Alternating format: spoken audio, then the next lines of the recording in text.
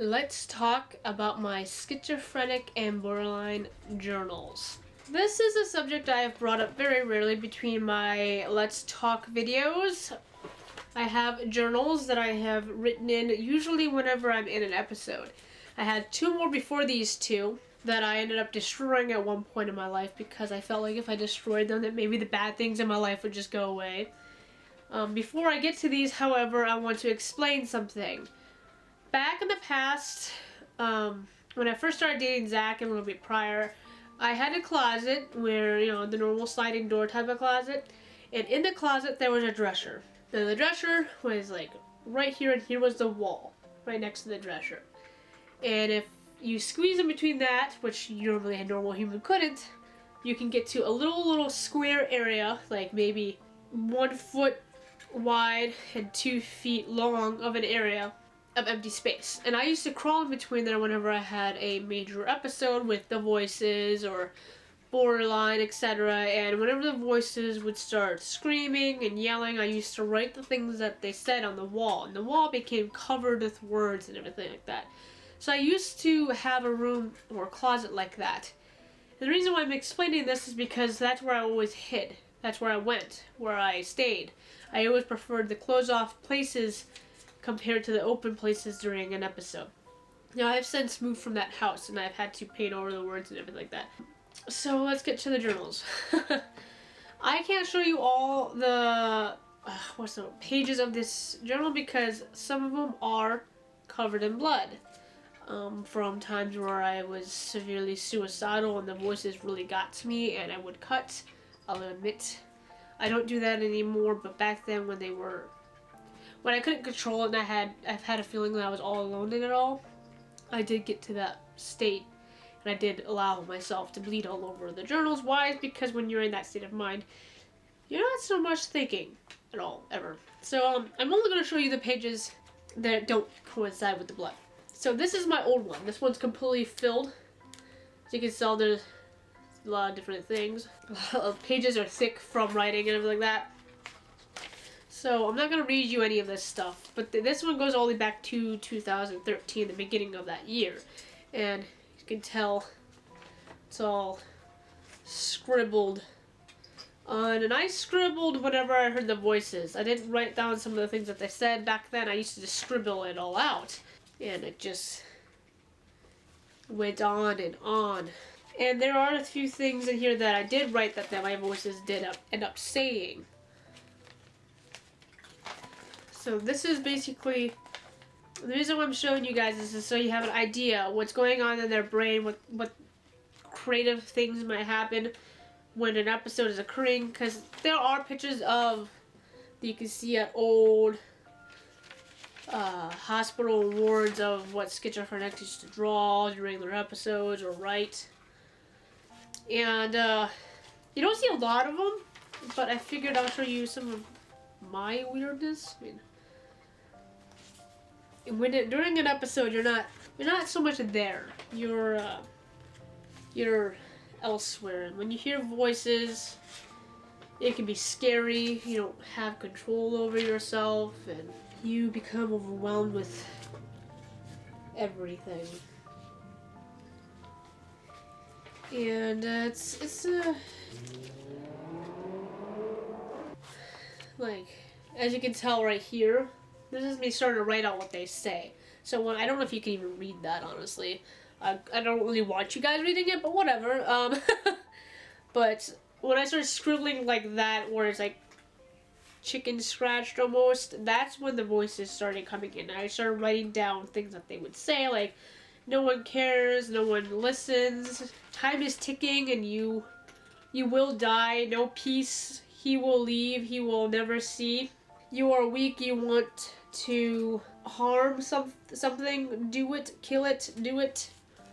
So they are very commanding, they're very negative, as I've explained in my voices video. And that's common for schizophrenics, where they're very commanding, very demanding. Doesn't mean that a person will be pushed to doing the things that they say. That's never the case. No, that's not always the case. I can't say it's never a case. But I don't feel inclined to do what they say, unless if it's to kill yourself. And then that I feel more pressured into doing that than to hurt someone. It says right here, you are nothing, you do nothing. Yeah. Whatever marker or pencil I have or pen I have at the time is what I use to scribble down, whatever's closest to me. There's some pages that are not scribbled on. I just happened to be where I wrote the things down instead of scribbling that time. Sometimes that happens. It goes throughout almost this entire book. But I was a lot more controlled back then than I am now. I still have the severity of it all. I'm still getting worse every single day while I'm not getting help. But I have a lot less stress as I did back then, so I didn't corner myself into a closet. I'm more trying to figure out how to stop the episodes from occurring than to allow them to occur and get their way. Which sometimes you don't have a chance. Like in this right here, all this is all the voices, and all they did was repeat abuser. And they repeated, and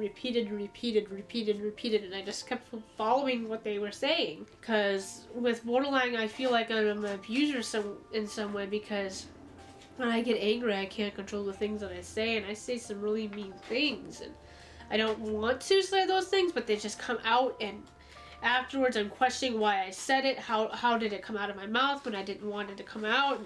It was bad. They wrote right here.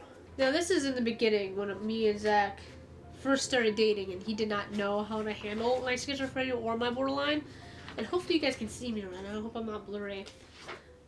So he often didn't know how to handle my borderline or my schizophrenia. So oftentimes back then, yes, he said and did things that he really shouldn't have done during episodes that made them a lot more worse than he does now. It left marks, as you can tell. And like I said, I had 2 journals before these ones, filled with the same stuff.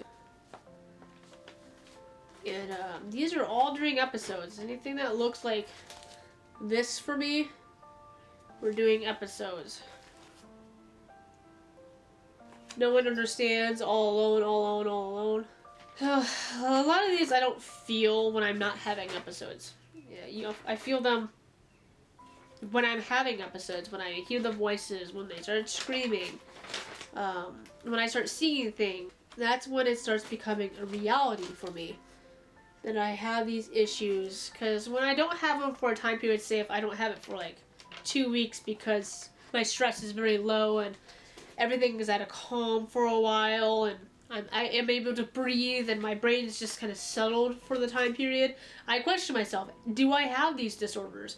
Is it really happening? And guess what? That's part of being paranoid. That's part of being delusional. And then it happens, and I start hearing them again, and I start seeing them again, and then I realize, oh yeah, this is a thing. This is really happening. Because you want to believe for that settled moment where everything is calm, that everything is calm and you got fixed. But in reality, it's not fixed, and it will never be fixed. It's not something you can fix. It's something you're stuck with for life. Even on medication, you can still have episodes. You can still relapse, and you can still go back to it, but you get different dosages and everything like that. Here's one of them from my old ones, so you have an idea, and you can tell it's a different journal because of the different papers. But these are from my old ones, and these bigger lettering like this, that's what the voices would say. Deserve, pain, lazy, always the same, bitcher, no one, nowhere. Some of the words I can't read. Oh, prove you deserve your dreams. You don't deserve anything, you won't do anything. It's just, it continues, and they were bad. I mean, looking back at these, a lot of people would think, why are you doing this? I mean, it's traumatic, what you're going through and putting yourself through. I actually go back to these so I can remember what I fought through. I don't go back and try to remember my bad past or my bad voices. I go back wondering why my cats are messing with my computer. I go back and remind myself that I fought through these things, that I got through them. I'm a fighter. This is the one that's not done. So these ones are a lot less scribbled because this is back in 2017 when I stopped writing so much and kind of focused on like screaming instead. When my borderline started getting worse and worse. So instead of scribbling, I was just screaming at the top of my lungs and yelling, and I locked myself in my closet and I tried fighting it that way. And so, like I was saying, instead of focusing on like scribbling when I was hearing them, instead I focused on writing and drawing and yelling my feelings out. And I also started writing quotes that Zach would say to me during my episodes to remind myself that, not remind myself, but remind him that sometimes when I'm having an episode, he does say things that are hurtful to me, although I can't control it. And I don't use them really against him. I just remind him, hey, you did say this. Is this true? Am I really like this? Because I would like to change myself for the better no matter what, even during my episodes, because having these episodes is terrible. You want to be a better person, but they don't let you be a better person. They let you feel like an utter disastrous monster that deserves nothing, that abuses and hurts everyone you love, and it's mostly just borderline that makes me feel that way. My schizophrenia just makes me hear and see things.